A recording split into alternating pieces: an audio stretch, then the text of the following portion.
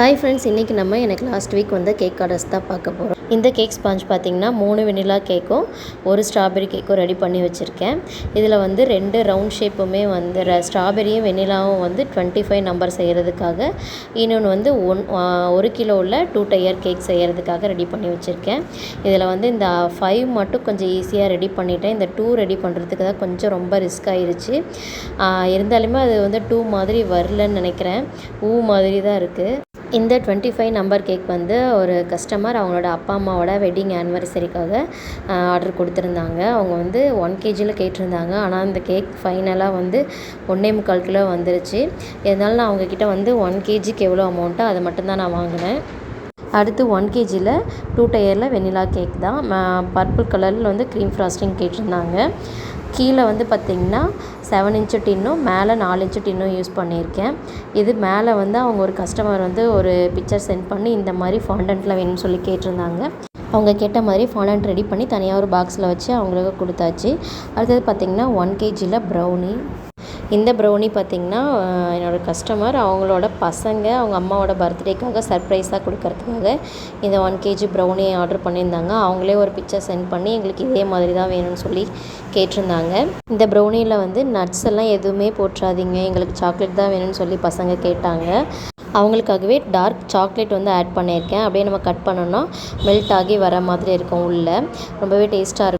மேலேயும் கொஞ்சம் சாக்லேட் சிப்ஸ்லாம் கொடுத்து பேக் பண்ணி எடுத்தாச்சு. இதில் வந்து மேலே வந்து க்ரீம் வச்சு கொஞ்சம் டிசைன் பண்ணி கொடுக்க சொன்னாங்க.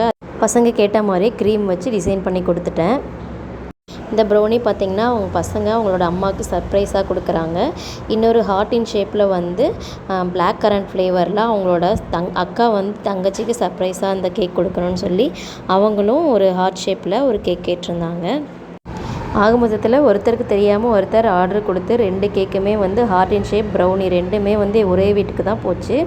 இந்த ஹார்ட் இன் ஷேப் கேக் பார்த்திங்கன்னா 1/2 kgயில் பிளாக் கரண்ட் ஃப்ளேவர் அவங்க சொன்ன மாதிரியே வேர்டிங்ஸும் வச்சு கொடுத்தாச்சு.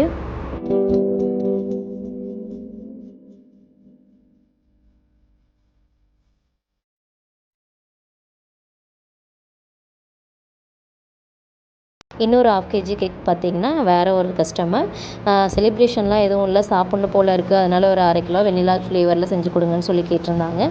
அவங்களுக்கு சூப்பராக சிம்பிளாக ரெடி பண்ணி கொடுத்தாச்சு.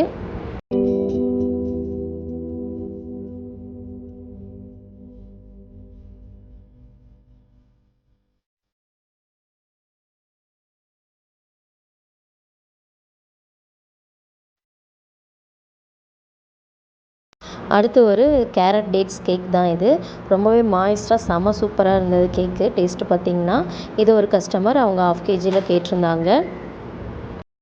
இதில் கஸ்டமர் கேட்ட மாதிரியே டேட்ஸு நட்ஸு அப்புறம் கேரட் இதெல்லாம் போட்டு சூப்பராக அவங்க கேட்ட மாதிரியே ரெடி பண்ணி கொடுத்தாச்சு.